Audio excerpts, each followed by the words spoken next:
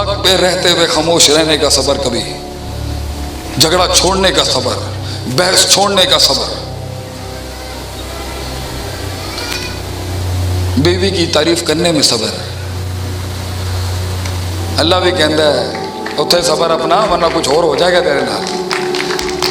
3 جگہوں پہ لفظوں کا رد و بدل جائز ہے۔ الحرب خدعۃ، جنگ دھوکے کا نام ہے۔ 2 بھائیوں کی صلح کرانے میں صبر۔ اور جدوں تیری بیوی تینوں کہے نا کس طرح دی لگ رہی ہاں میں، تے چلیا اتھے ہونا کہندی جڑے تینوں چڑھیے، تیرے 2 دن عذاب دے اندر نکلن گے۔ کوئی کہیں کہ اللہ نے تے مینوں ایک ہور پری دتی ہے تیری شکل دے اندر، تو ہی زندگی چلے گی۔ کدی کدی سچ نو روکن دا صبر، بابا جی بھی ہسدے پے نے بیٹھ کے ہستے ہیں۔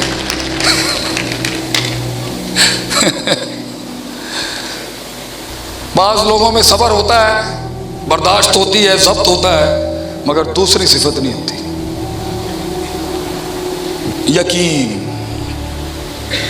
وَكَانُوا بِآيَاتِنَا يُوقِنُونَ، یقین۔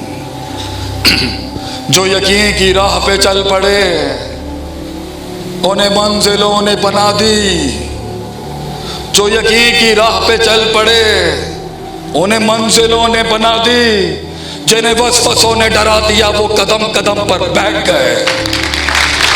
یقین میں ان کے کلیجوں سے نکال کے کھا جاؤں گا اپنے دشمنوں کو۔ یقین اللہ پے کے 3 نقطوں کو سے کے 3 بنائے گا، یہ یقین۔ علاقے کے لوگوں کے سینوں کے اندر میرا دم بیٹھے گا ایک دن، یہ یقین۔ اے ساڈے ڈیرے تے ایک دن آن گے انشاءاللہ یہ یقین۔ اے دلیسا کسی تم نے ننگے پاؤں نکالا ہے، ہم بھی کندھوں پہ بیٹھ کے ایک دن آئیں گے تمہارے ایوان میں، یہ یقین۔ اللہ مسلمانوں کو وہ ایک راج دے گا، وہ یقین۔ جنہوں نے 2/3 دنیا پہ راج کیا ہو انہیں سبق دیا جا رہا ہے، انہیں سبق دیا جا رہا ہے صداقت، امانت، عدالت کا۔ جنہوں نے دنیا پہ راج کیا ہے وہ عجیب بات کر رہے ہیں۔ یہ بھی صبر، اس قوم کی باتیں سننے کا صبر انہوں نے پتہ نہیں کی ہو گیا نا لوگوں۔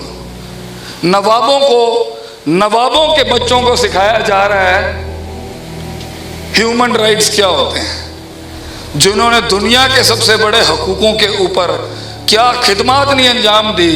کانسٹنٹینوپل سے لے کے پورچگل سے لے کے انڈونیشیا تک جنہوں نے راج کیا ہو، انہاں دے بھائی بیٹیاں نوں دسیا جا رہا ہے کہ بھائی جان تانوں نہیں پتا، سانوں نہیں پتا ہے گا، ہمیں اسٹریٹجک مینجمنٹ نہیں آتی، ہم نے 2/3 دنیا پہ راج کیا۔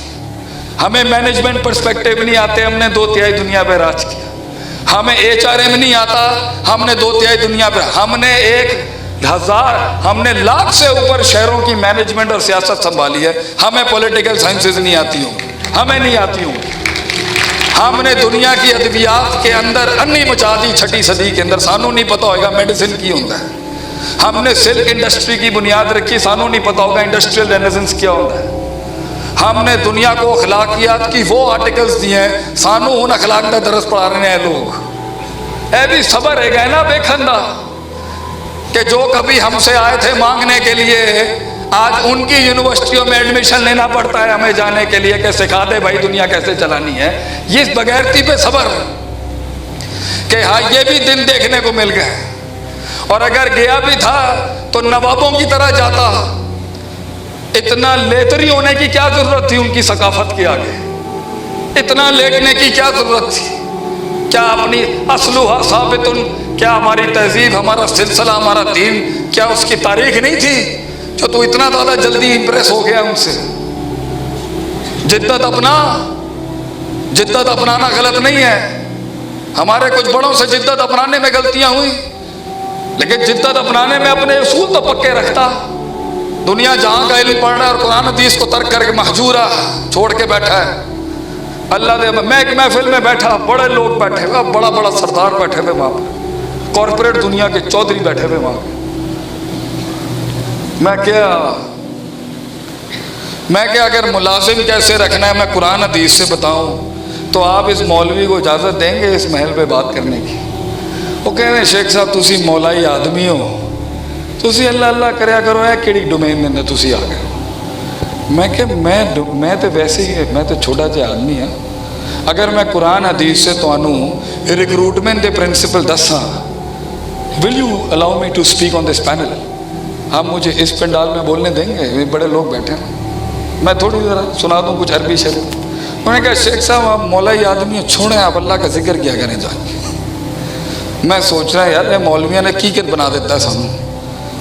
میں ایک وہ مجھے 15-20 منٹ تک نا ترخاتے رہے, میں بھی لگا رہا الحمدللہ, اسی بھی پکے مولوی, اسی بھی ٹھیک ہیں. انہوں نے کہا اچھا شیخ صاحب دسو ملازم کیسے رکھتے, تسی سانوں دسو کہ 850 لوگوں کی کمپنی ہے گی, تسی دنیا دار آ, تسی دسو کہ تسی اپنا مدرسہ نہیں چلا سکتے, تسی تو زکوٰۃ the product who.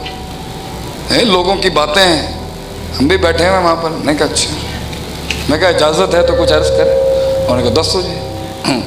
British Petroleum England دی اینی وڈی کمپنی دا آدمی بڑے بڑے لوگ بیٹھے ہوتے. میں کہا اللہ قرآن سے کہندا ہے ہاں ہمارا قبیلہ جوائن کر, دیکھ کوئی گرا نہیں سکے گا جس کے پاس یہ دو قرآن اور حدیث کہہ رہے ہیں, جس کے اس کو کوئی نہیں گرا سکتا. عزیز پتہ نہیں کتنے جا رہے ہیں. میں کہا جب موسیٰ علیہ السلام فرعون کے محل سے گئے, ایک بندے کا ان کے ہاتھوں قتل ہو گیا, تو ایک جگہ پر 2 عورتوں کو پانی نہیں نکالنے کی سہولت مل رہی تھی.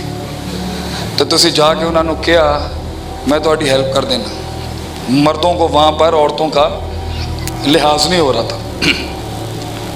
آپ نے وہاں پر وہ پانی نکالا اور بیٹیوں نے دیکھا شعیب علیہ السلام کی کہ آدمی جڑا ہے نا کوئی ٹھیک لگ رہا ہے. آپ اپنے باپ کے پاس گئیں, وہ بھی نبی. آپ نے کہا ہمیں اس آدمی کو اپنے پاس اجرت پہ رکھ لینا, آن اجرت سروس انڈسٹری ہے آپ کی, یو فور شو تھوڑی سروس انڈسٹری.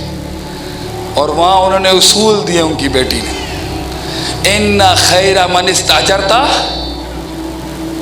ہے مولوی تسی دسو نا کہ کی ہے, ان خیر من استاجرتا القوی الامین. سب سے اچھی اجرت پہ اس شخص کو رکھنا چاہیے جس میں قوت بھی ہو اور امانت بھی ہو. میں کیا ہوں میرے اتنے جدوں قرآن دے اندر 2 صفات نہ لائے نا, میرے اندروں 4 حصے نکل دینے. علم سکھے بندہ, اور وہ ہجرت کے بغیر علم تھوڑی آتا ہے.